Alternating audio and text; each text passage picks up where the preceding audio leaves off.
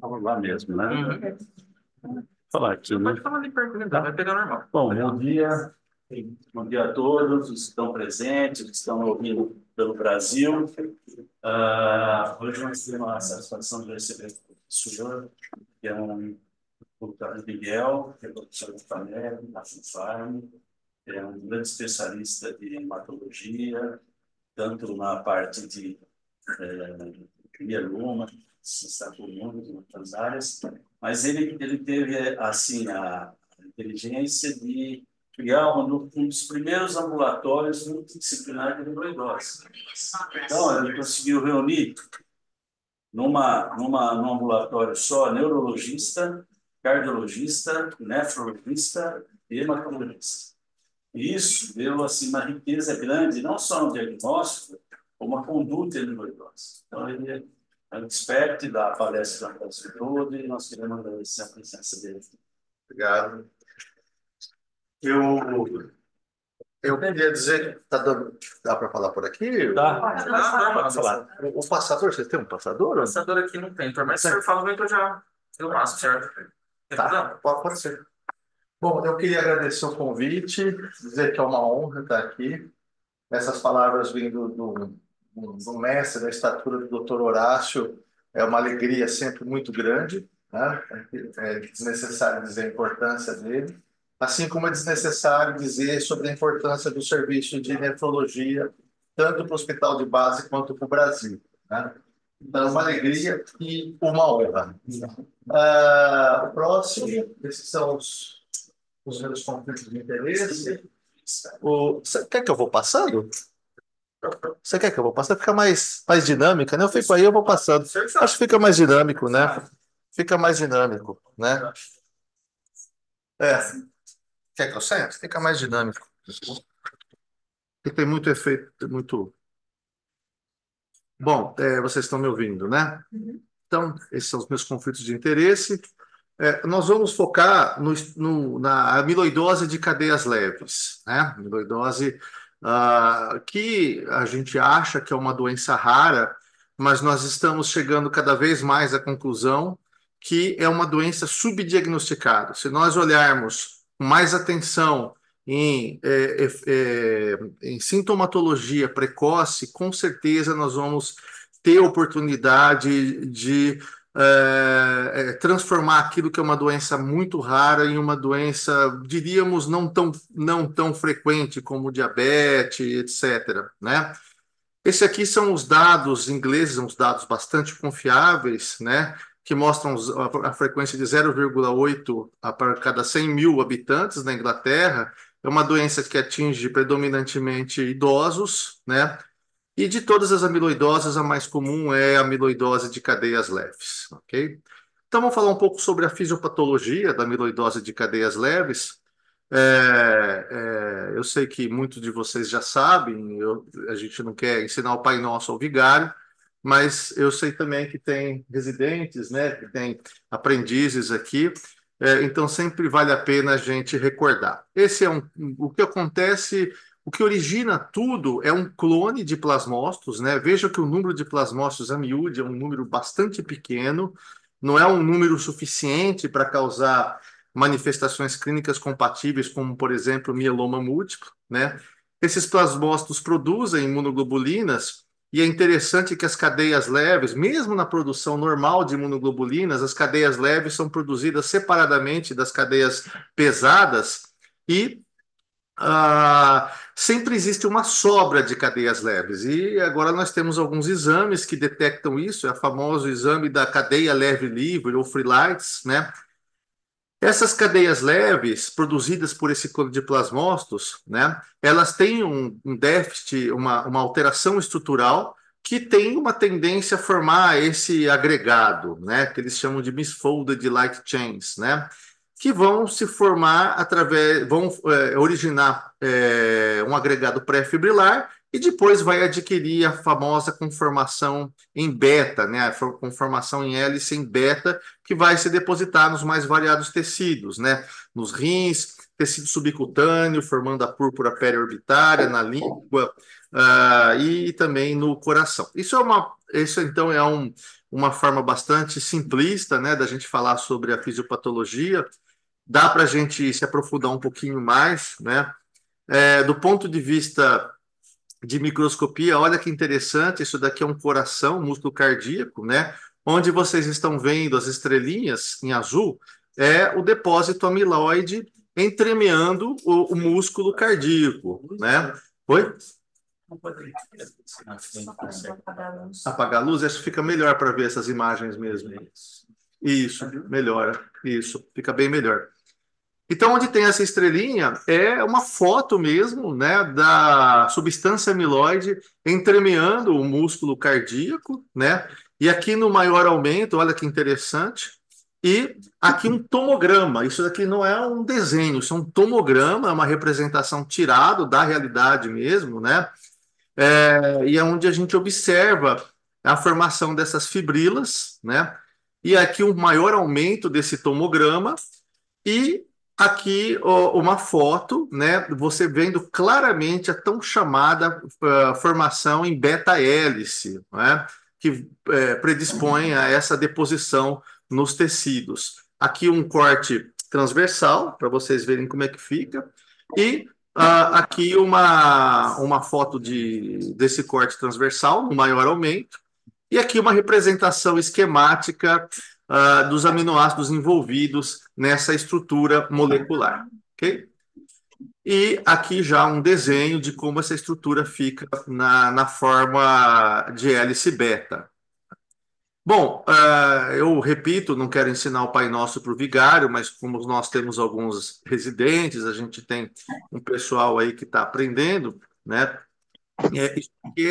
Falando um pouco da fisiopatologia do rim, da amiloidose, né? Então, você tem esse depósito também no rim, aqui você vê, né, no mesanjo esse depósito, aqui uma foto, inclusive com um vermelho Congo positivo, tanto no glomérulo quanto na região das arteríolas, né? Então, o que acontece? Essa estrutura, ela é internalizada, né? Por uma estrutura chamada SORLI1, né? E aí você tem a internalização, isso aí é captado por lisossomos, né? E depois essas estruturas são degradadas e são expressas através de fibrilas amiloides A. E aqui o desenho disso, né? Ali, nos slides anteriores a gente colocou um esquema, né? Um desenho, e aqui a foto mesmo, né? Vejam que você tem a foto da estrutura sendo internalizada, né? E depois dentro dos lisossomos, aqui um maior aumento, né? Você vê dentro dos lisossomos já a fabricação aí dessas estruturas alteradas. Olha aqui um maior aumento, é muito interessante isso, né? Depois elas vão ser excretadas. Então, o que eu queria deixar, eu sei que a maioria daqui sabe isso, né? É que o rim da amiloidose é diferente do rim do mieloma múltiplo, né? A fisiopatologia tem diferenças consideráveis. Não dá para você falar, amiloidose, mieloma, o rim vai parar de funcionar, vai ter proteinúria, é tudo a mesma coisa. Não é tudo a mesma coisa. A fisiopatologia é diferente, né? Bom, com relação às manifestações clínicas, isso que vocês estão vendo é o famoso olho de guaxinim. E aqui embaixo é a famosa macroglossia, uma manifestação de tecido subcutâneo da amiloidose. Então, quando a gente lê em alguns livros, fala, olha, a gente espera olho de guaxinim, espera macroglossia, nós não podemos esquecer que essas manifestações estão presentes numa minoria dos pacientes com a L-amiloidose, né? Se a gente for esperar manifestações clínicas clássicas, a gente vai deixar passar a esmagadora maioria dos casos de L-amiloidose. Então, a gente vê isso daí geralmente em fases mais avançadas, repito, numa minoria, né? Ocorrendo aí em torno de 10 a 15% dos casos. O importante é a gente ficar atento aos red flags, né? Então, um red flag importante, né, é uma insuficiência cardíaca com fração de ejeção preservada, frequentemente com um eletrocardiograma de baixa voltagem, né? É óbvio que vocês sabem isso, né? A síndrome nefrótica, né? E isso é muito interessante, a resolução de uma hipertensão. Isso a gente acaba vendo muito na prática. O paciente é hipertenso e, de repente, ele para de tomar os antihipertensivos, a pressão se normaliza, ele fica feliz da vida e mais para frente ele começa a ter sinais de hipotensão postural, não é? Neuropatia periférica, né, sinais de neuropatia periférica e a famosa macroglossia, púrpura periorbital. A gente não pode esquecer das alterações hepáticas, não são tão raras assim como a gente imagina. No nosso ambulatório mesmo, nós já vimos casos de L-amiloidose com alteração hepática. Então, não esquecer que hepatomegalia, sobretudo quando tem aumento de fosfatase alcalina, pode ser uma red flag para a L-amiloidose, né? Bom, a gente vai falar um pouco também sobre desautonomia, né? A desautonomia ela pode se manifestar de várias maneiras no paciente com amiloidose. O clássico, que vocês sabem, né, é a hipotensão postural. O indivíduo não consegue manter a pressão. Então, a gente mede a pressão arterial, depois de 3 minutos ele se levanta, mede de novo, né? Então, esse é o clássico. Mas não é só hipotensão arterial. O indivíduo pode ter disfunção erétil, ele pode ter sinais de disfunção gastrointestinal, por exemplo, o indivíduo começa a ter ou diarreia ou constipação, e uma alteração interessante, que pode ser um red flag, é ele ter dificuldade de esvaziamento gástrico, uma gastroparesia. Isso também pode se manifestar como uma red flag, tá certo? Glândulas submandibulares aumentadas. Bom, isso eu queria falar, é muito importante, fadiga e perda de peso. Isso é uma crítica principalmente para nós hematologistas, né? É muito comum, né? Nós hematologistas estamos seguindo um paciente com MGUS, gamopatia monoclonal de significado indeterminado, ou mesmo mieloma smoldering, que é aquele mieloma que não tem indicação de tratamento, né? E o indivíduo está perdendo peso, ele relata uma fraqueza que está achando estranho, né? E o hematologista, isso é uma crítica a nós, hematologistas, o hematologista fala, olha, você não tem proteinúria, você não, a creatinina sua está normal, o cálcio está normal, você não tem lises ósseas, né? Então, essa sua perda de peso, essa sua fadiga não tem nada a ver com a gamopatia monoclonal de significado determinado. Engano, ele pode estar desenvolvendo na nossa cara amiloidose de cadeias leves, com desautonomia, com insuficiência cardíaca de fração de ejeção preservada, né? E a gente está achando que é um paciente com MGUS apenas dando chilique. E não é nada disso. Então, é muito importante a gente valorizar os red flags, esses red flags, né? Para a gente não deixar para fazer diagnóstico de L-amiloidose quando ele está com uma proteinúria maciça, ou então quando ele está já com uma insuficiência cardíaca instalada ou com um septo gigantesco. Aí é fácil fazer o diagnóstico, só que aí é mais difícil de tratar também.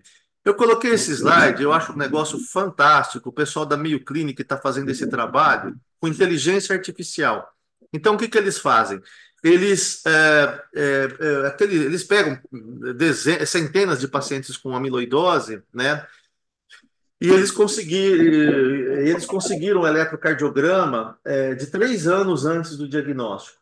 Então, eles treinaram inteligência artificial para conseguir detectar alterações no eletrocardiograma que o olho humano não consegue, né? Então, dessa maneira, você conseguiria aí, num futuro, fazer diagnóstico cada vez mais precoce de L-amiloidose com alterações que o olho humano não consegue. Eles estão fazendo isso também com quadro clínico, com prontuários, né? Então é muito importante a gente prestar atenção a essas red flags, né? Oi. Se for antes aqui, só vou desligar o microfone. Tá joia.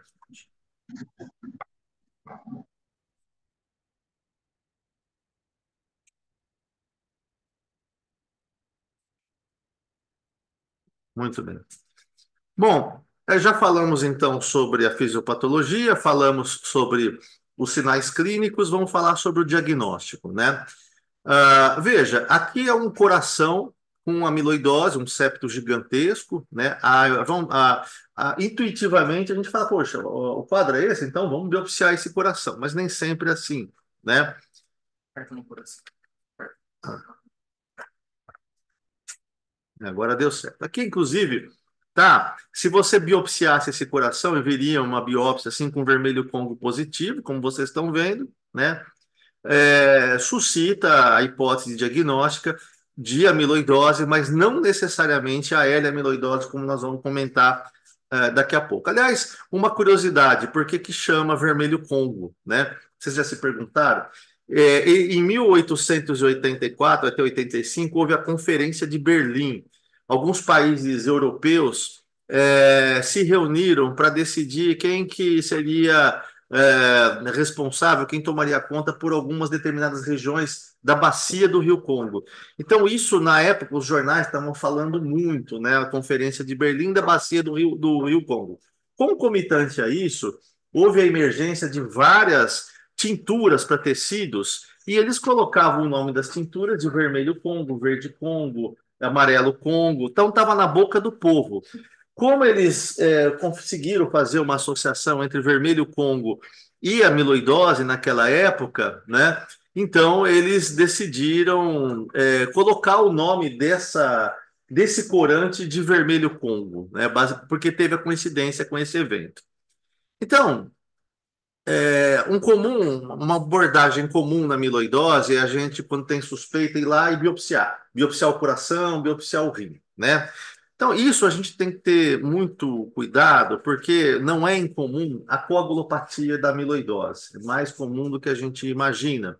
Não só com relação a fatores de coagulação, mas existem evidências de depósito de substância amiloide pericapilar também, comprometendo a integridade capilar. Então, esse paciente tem uma chance maior do que pacientes normais de apresentar sangramento. A gente precisa, então, de estratégias para tentar minimizar isso.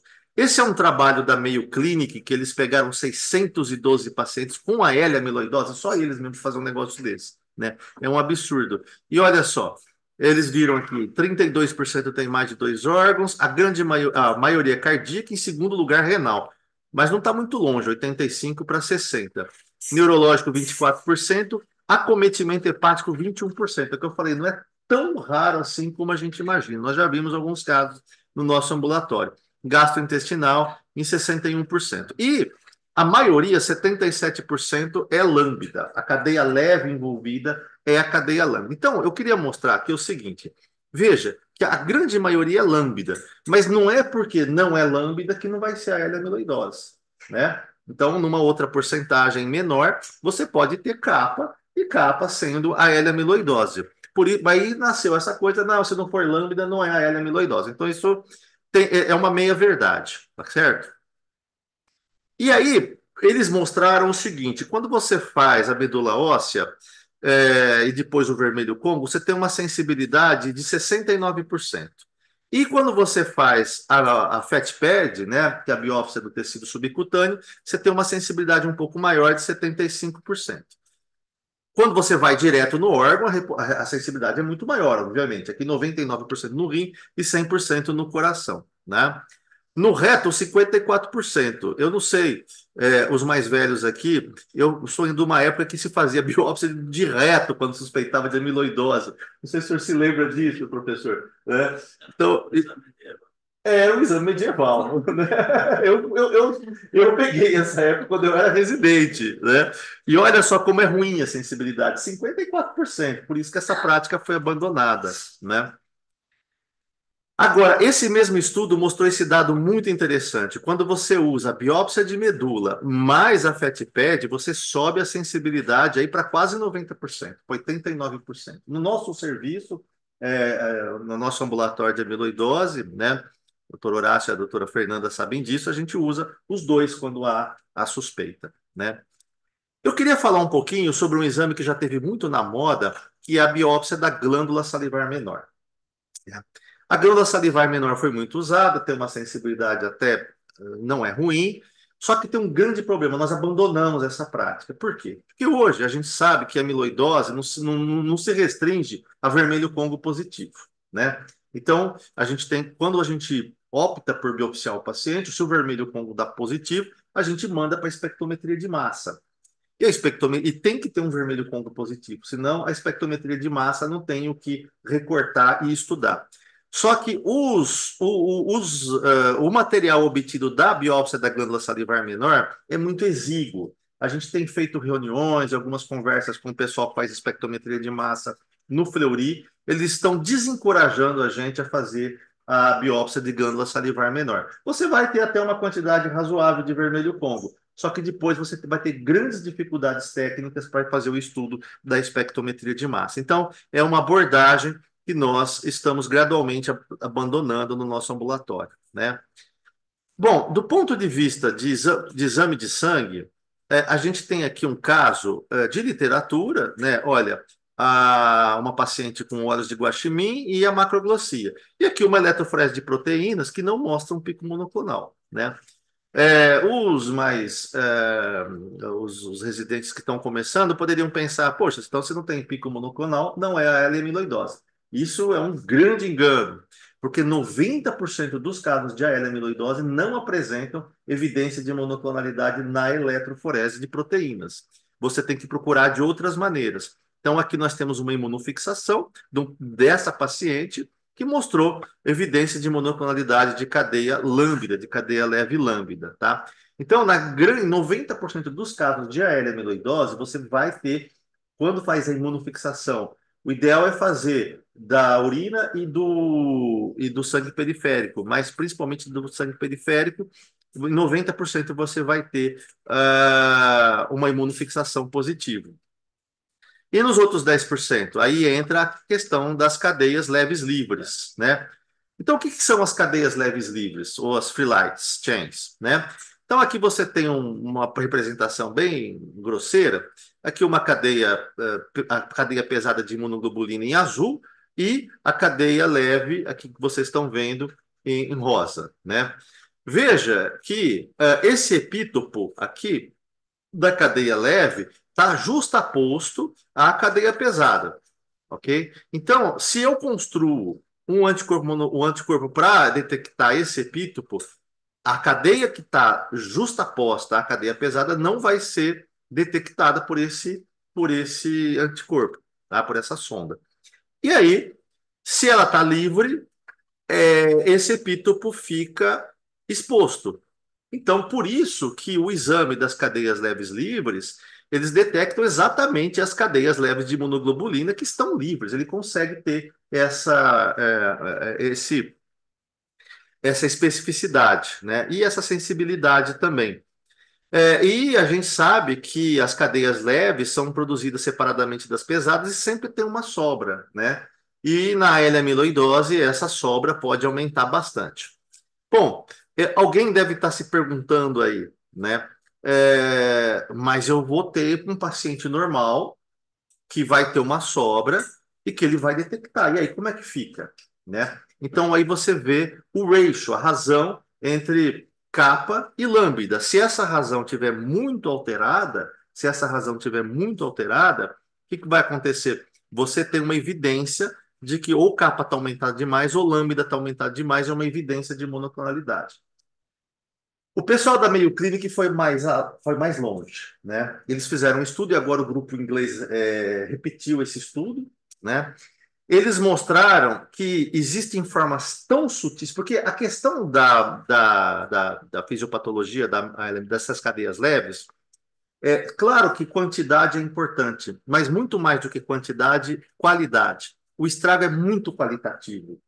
Então, mesmo aumentos sutis dessas cadeias leves, às vezes essas cadeias leves mutadas, elas são muito sutilmente aumentadas com relação às cadeias leves não mutadas. E às vezes as freelights são insuficientes para detectar essa alteração. O que o pessoal da Mayo Clinic está fazendo? Eles desenvolveram espectrometria de massa no sangue. Então, através de espectrometria de massa, eles conseguem identificar o que é cadeia leve livre mutada e o que é cadeia leve livre não mutada. E eles mostraram que isso não é um achado acadêmico apenas curioso. Eles demonstraram diferença de desfecho de sobrevida quando você faz só com free light ou quando você aumenta a sensibilidade de fazer espectrometria de massa. Então, O que é chocante aí é que, pelo menos lá na Mayo Clinic, né, as free lights estão com os dias contados. Eles vão fazer para quase todos os casos imunofixação e espectrometria de massa no sangue periférico para conseguir diferenciar o que que é cadeia leve mutada, o que que é cadeia leve livre não mutada, tá certo? Aqui você pode fazer também, buscar uma evidência de monoclonalidade através da biópsia de medula com imunistoquímica, né? Vocês estão vendo aqui um paciente que tem uma restrição para lambda e aqui não tem essa restrição. Mas muitas vezes a quantidade de plasmócitos na medula não é suficiente para você achar, encontrar esse achado na imunistoquímica, tá certo? Agora, uma pausa para uma curiosidade aqui. Por que que chama cadeia Kappa lambda, né? Antigamente fazia-se proteinura de Bency Jones, né? O Bency Jones descobriu isso daí e tal. E, aliás, o Bency Jones era um cara só. Às vezes a gente acha que eram dois, era um inglês, né?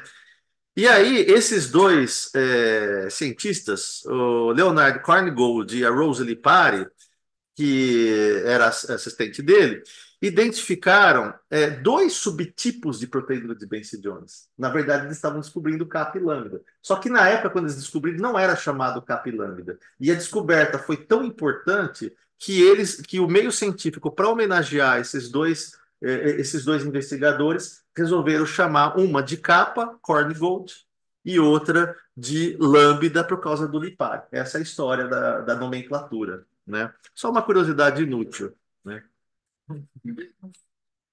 Bom, ainda falando de diagnóstico, né? Depois a gente vai mostrar como que a gente faz para fechar o diagnóstico, tudo. Eu estou querendo dar esse background para vocês entenderem o nosso esquema, porque senão se a gente joga um fluxograma aí fica confuso, né? Com esse background a gente entende o fluxograma na sua essência.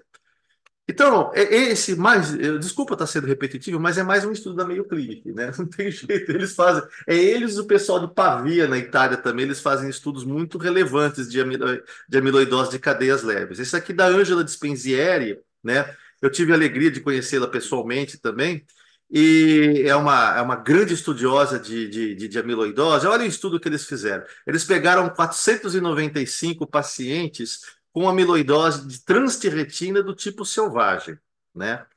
E desses 495, eles observaram que 29% tinha um componente monoclonal. Tem alguma coisa errada aí. Porque a IMIGAS, gamopatia monoclonal de significado determinado, a gente sabe que é presente em 3% da população acima de 50 anos e, grosseiramente, 5% da população acima de 70 anos. Por que 29% aí, né? Eu conversei com o pessoal que fez esse estudo, pessoalmente até, isso não tem essa discussão pormenorizada quando o estudo foi publicado. Eles não têm explicação por que isso acontece, mas obviamente não é uma coincidência. Parece que tem um efeito sinérgico, né, entre a questão da amiloidose por transtirretina e a emergência de um componente monoclonal. Tanto que nesse estudo eles encontraram até, olha só, 4%, 6 casos de concomitância de amiloidose AL com amiloidose por transtirretina. Tudo era feito com espectrometria de massa. Então, o que eu quero dizer é o seguinte: olha o nome desse estudo. Gamopatia monoclonal mais vermelho Congo positivo, né? Não significa necessariamente amiloidose de cadeias leves, tá? Não significa. Porque às vezes a gente tem um vermelho Congo positivo, tem um quadro de amiloidose, Então, e a gente vê um componente monoclonal e você fala, olha, isso daí é amiloidose de cadeias leves. Não é bem assim. Principalmente quando o acometimento é predominantemente cardíaco. Pode ser uma amiloidose por transtirretina, né? Principalmente falando de coração. E o vermelho e o componente monoclonal tá por algum motivo. Então, esse aqui, e o contrário é verdadeiro, né? Esse aqui, quando a gente suspeita de amiloidose por transtirretina, e a gente suspeita de amiloidose por transtirretina a partir do momento que você não tem componente monoclonal, em que você tem uma eletroforese sem pico monoclonal, em que você tem uma imunofixação sem pico monoclonal, em que você tem uma free light normal, então aí você suspeita de amiloidose por trânsito de retina, principalmente quando o acometimento é cardíaco. E aí, se for assim, você dispensa a biópsia, né? E aí você faz a cintilografia por pirofosfato de tecnésio, aqui uma cintilografia por pirofosfato de tecnésio positivo, né? Só que aqui, esse paciente, apesar da cintilografia positiva por pirofosfato, quer dizer, deixava a impressão que era uma amiloidose por trânsito de retina, mas na verdade era uma AL amiloidose com falso positivo na cintilografia. E o contrário também é verdadeiro. Existem casos em que o paciente tem amiloidose por trânsito de retina, faz a cintilografia dá negativo e é uma amiloidose por trânsito de retina. Isso ocorre muito num subtipo chamado, numa mutação chamada VAL50-MET, antigamente chamada VAL30-MET, onde tem uma tendência a cintilografia por trânsito de retina dar um falso negativo, tá? Bom, e o que a gente faz com todas essas informações? Foi publicado no órgão principal aí da revista principal da Sociedade Americana de Hematologia, então um fluxograma para diagnóstico de AL amiloidose, né? De amiloidose de maneira geral, principalmente AL. E aí é o grupo italiano, o grupo de Pavia, né? O Palladini e o Merlin. Então, quando você tem uma suspeita clínica de amiloidose, a primeira coisa que a gente faz, procurar evidência de monoclonalidade. Mas não se contentar com eletroforese de proteínas. Eletroforese de proteínas, imunofixação e free light, tá? Se puder fazer a eletroforese e a imunofixação no sangue e na urina, melhor. A free light a gente só faz no sangue, né? E aí, se for positivo, aí você tem que excluir a L-amiloidose, mas não necessariamente a L-amiloidose. E aí nós vamos precisar de biópsia. Então, aqui ele sugere a biópsia de tecido abdominal, né? É um serviço que eles fazem, já sai rapidinho, tal. Às vezes aqui demora um pouquinho. Então a gente já faz a biópsia de medula e a de tecido abdominal no nosso serviço, por quê? Vocês lembram que aumenta a sensibilidade para 90%, 89%, né? Se vier positivo, o vermelho Congo veio positivo, aí vai para a espectrometria de massa. Nós não estamos gastando para a espectrometria de massa, tá? Nós conseguimos um voucher que não tem custo nenhum para o hospital e nem custo para o paciente, para ninguém. A gente consegue gratuitamente, tá? E aí a espectrometria de massa vai definir se é mesmo a L-amiloidose. Se a biópsia for negativa e a suspeita for muito forte de amiloidose, aí você está autorizado a biopsiar o órgão envolvido. Então, volta à baila a questão de biopsiar ou o rim ou o coração. Eu não estou querendo ensinar ninguém regra para biopsiar o rim, não quero ensinar o Pai Nosso ao vigário aqui, né? É o que eles estão colocando aqui no fluxograma, eu não tenho culpa. Então, aí deu, por exemplo, biopsiou o coração e deu a substância amiloide positiva, deu o vermelho como positivo, aí faz a espectrometria de massa para confirmar que tipo de amiloidose que é.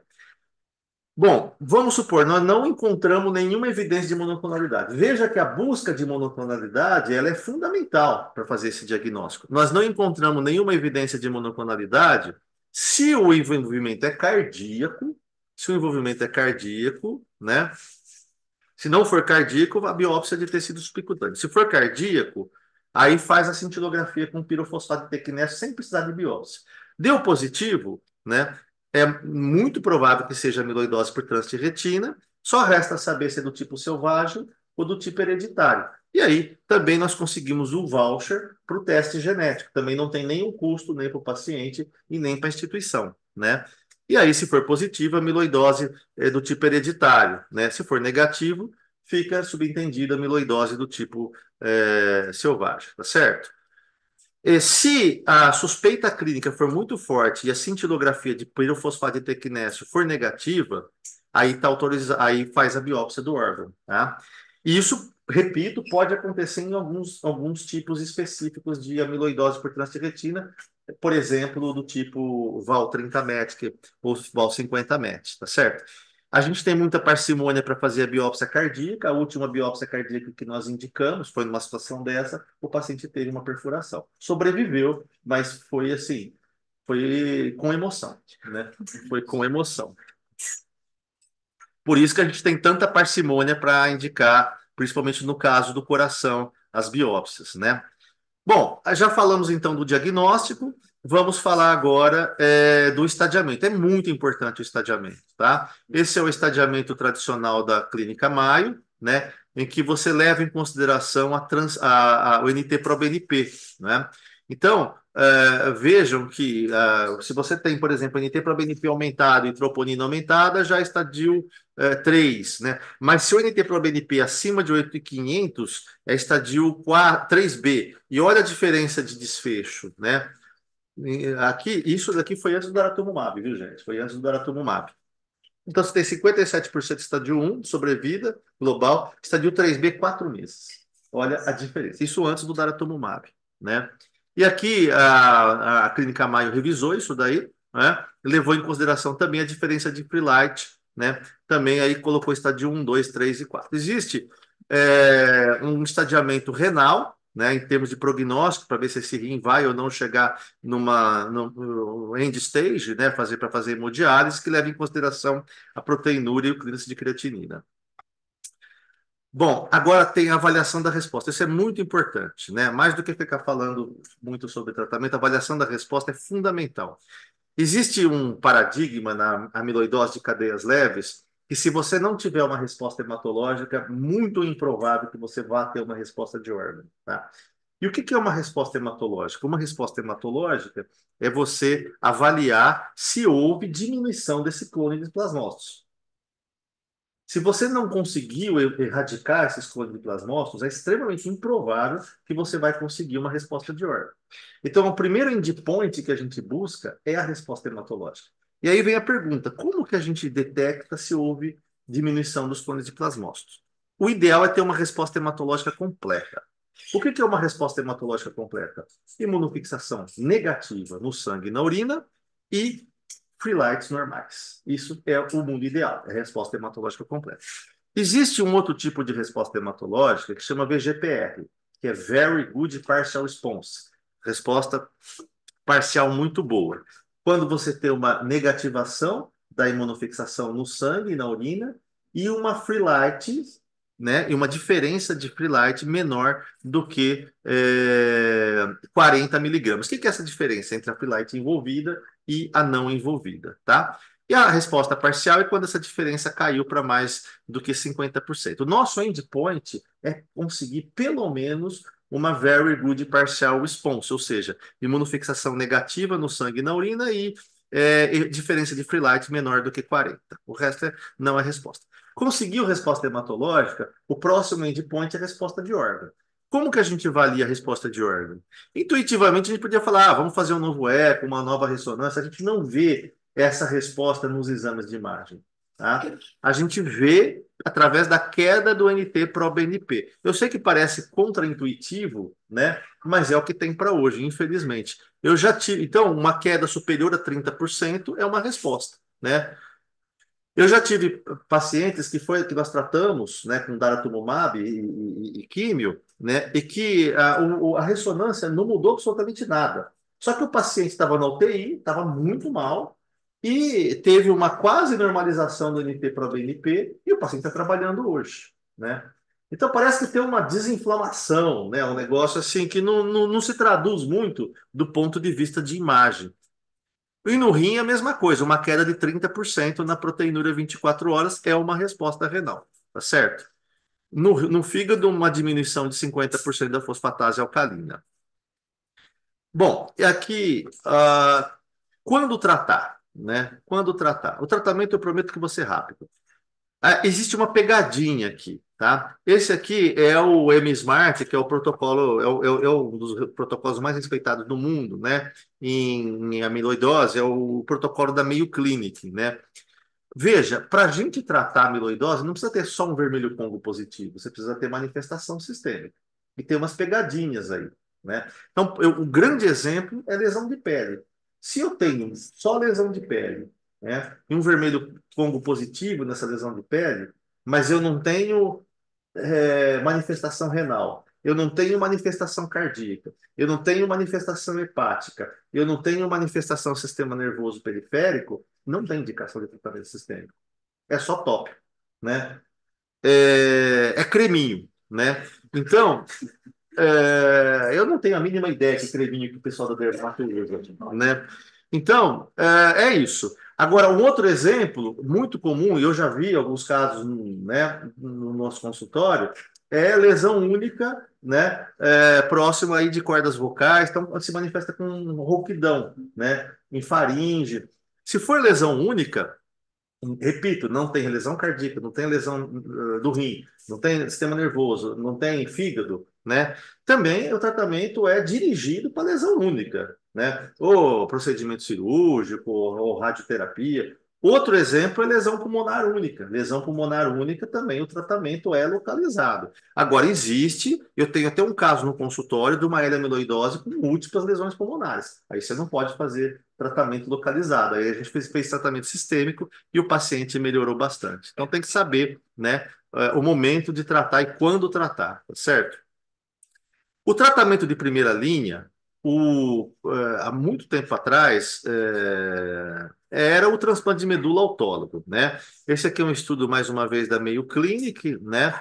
Em que eles mostravam, olha, eles chegavam a ter uma mortalidade de 5%, uma mortalidade precoce, né? E uma sobrevida global, em 5 anos, de 77%. Mas aí, então, o que que eles falavam nesse estudo? Você tem que saber indicar.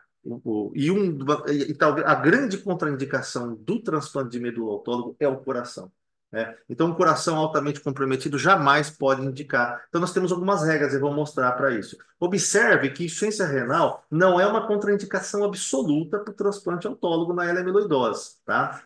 Principalmente se o paciente já tiver hemodiálise. O que é uma contraindicação relativa, que eles desencorajam, é se o paciente tem uma função renal ruim, mas não está em hemodiálise, existem evidências robustas de que se ele for para o transplante vai piorar a função renal dele. Aí é contraindicado, tá certo? E aí fica muito confuso, né? Esse é o grupo internacional de amiloidose, né? Da Sociedade Internacional de Amiloidose, e eles fizeram esse guideline, né? E aí, ó, quando que você indica transplante de medula, né? Então, por exemplo, você não pode indicar quando você tem um NT-proBNP maior que 5.000. Só para exemplificar aqui, né? Se você, você teria que ter pelo menos um órgão envolvido, né? Uma fração de ejeção superior a 40%, só para exemplificar. E esses dados da Sociedade Internacional, eles foram tirados do pessoal da Mayo Clinic e foram tirados também do pessoal de Pavia, da Itália, né, do Palladini, né? E daí eles juntaram Mayo Clinic mais Pavia e fizeram aí um consenso de contraindicação de transplante de medula em AL amiloidose. Eu não vou entrar em detalhes, senão fica muito chato. Mas olha, isso daqui é importante. Se você for levar isso daí em consideração, apenas 20% dos pacientes vão para transplante de medula. E os outros 80%? Quer dizer, a esmagadora maioria, nós não conseguimos fazer transplante de medula em AL amiloidose. E aí que entra os estudos novos, né? Então, uma droga que mudou, né, a perspectiva, e eu tive a oportunidade de usar isso em vários pacientes, e o resultado realmente é animador, é o daratumumab, que é um anticorpo monoclonal, um anti-CD38, né? Aqui foi quando foi publicado o estudo Andrômeda, né, que é o estudo que mortalizou o Dara, né? Então, esse estudo mostrava, colocava pacientes com amiloidose que não tinham indicação de transplante, que é 80% dos casos. No braço, fazia bortezomib, ciclofosfamida e dexametasona, que era o standard of care, né? Que foi o que nós fizemos com o Luiz Carlos na época. Mas mesmo assim ele não sobreviveu, porque ele já tinha uma amiloidose lá muito avançada, né?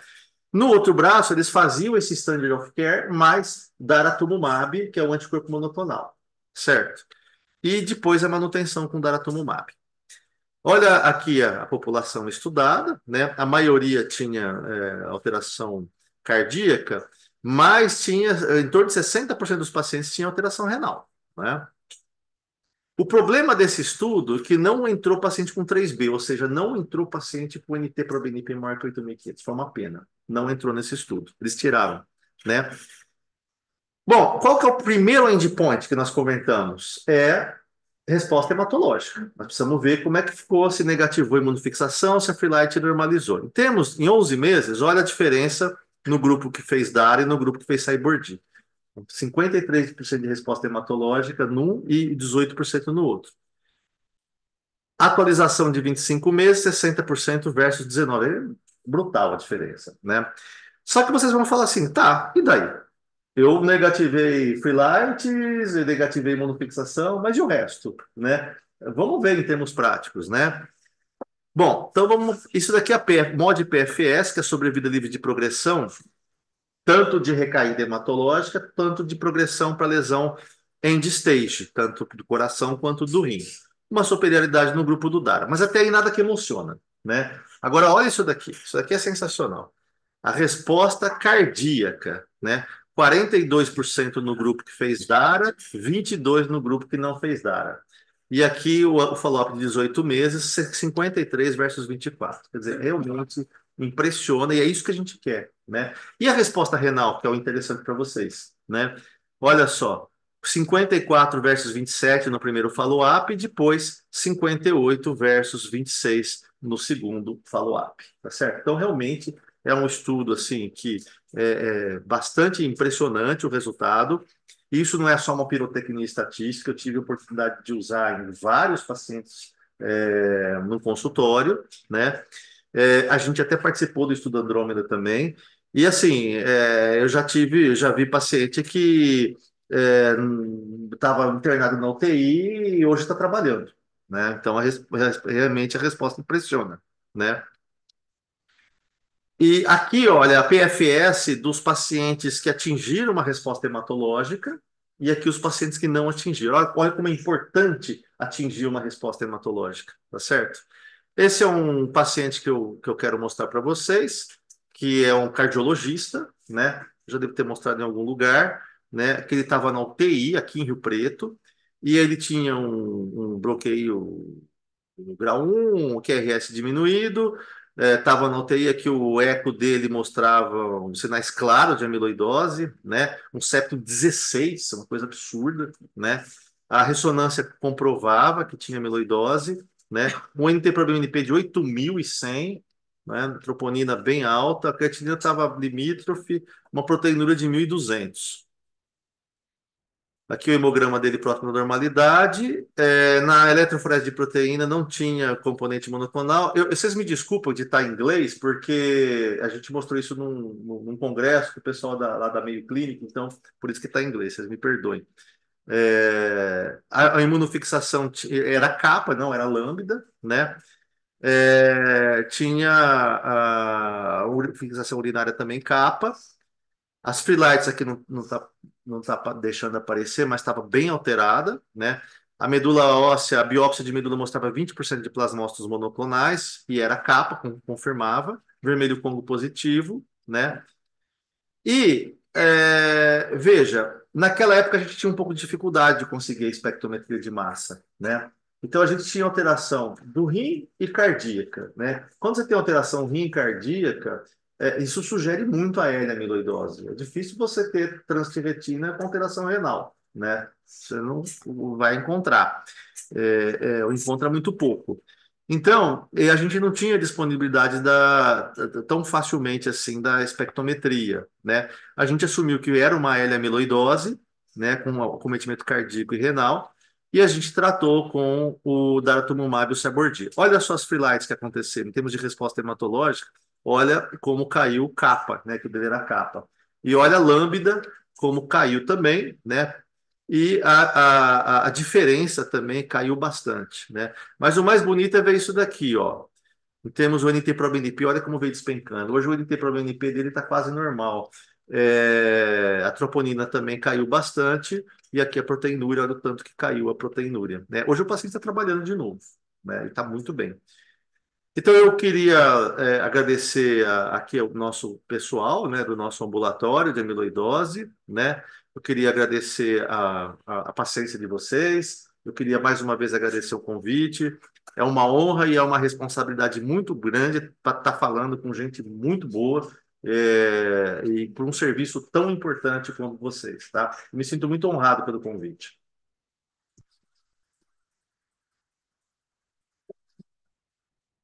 Então, doutor Carlos Miguel, muito obrigada, sempre uma excelente apresentação, extremamente didático, né?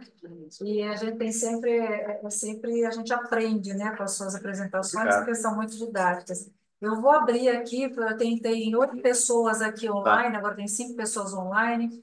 Se eles quiserem fazer alguma pergunta, ou aqui da plateia, tenho certeza que dúvidas surgiram, né? E Dona Fernanda, Doutor Horácio, os residentes, o Rodrigo, a Paola. Doutor, a gente tem evidência do uso do DARA para o paciente que já tem uma função renal mais comprometida, não tem um coração ainda tão comprometido. Como que está isso? Porque, a princípio, os estudos eles foram feitos em pacientes sem disfunção renal. Tem proteinúria, tem um acometimento renal inicial, mas sem disfunção. Em que pé que está esse paciente? Eu te digo, existem evidências. Primeira resposta. Sim, existem evidências, tá? Vale a pena usar. Eu vou dividir minha resposta em 3 níveis, tá? Porque talvez eu perca o parâmetro de resposta renal. Sim, claro. E eu não tenho esse parâmetro. Eu vou ter resposta hematológica, cardiológica e segurança. Sim. Primeira resposta. Sim, existem evidências, tá? Eu tenho um estudo que eu não trouxe aqui, mas eu posso achar e mandar para vocês. É um estudo de pacientes com amiloidose só avançada, né? E aí, quando você vai ver o forest plot, sabe? Eles dividem essa evidência por níveis de proteinúria e níveis de creatinina, né? E o DARA funciona muito bem. Só que a partir do momento que a proteinúria está acima de 5 gramas, no forest plot, quando você compara com o DARA, não tem um efeito tão importante. Quando você vai na discussão desse estudo, veja, não sou eu que estou falando isso, tá uma possível explicação na discussão desse estudo. Eles falam que uma possível explicação do DARA não funcionar com proteínas, mas veja, só acima de 5 gramas, é que provavelmente você está perdendo medicação na urina. Isso está escrito na discussão do estudo. Eu posso até te mandar, se você quiser. O segundo tópico da minha resposta. Eu tenho uma paciente no consultório, né? Que é até uma paciente do Alsta Clínicas. Eu tratei, mas eu não tenho convênio, então de vez em quando ela me procura. Então a gente sugere, o colega prescreve lá do Alsta Clínicas, né? Ela abriu só com alteração renal. Aí eu fiz Dara Cybordi. Quem está acompanhando, eu acho que não a Neide, a colega, a Débora. A Débora que está acompanhando esse paciente pelo Alsta Clínicas.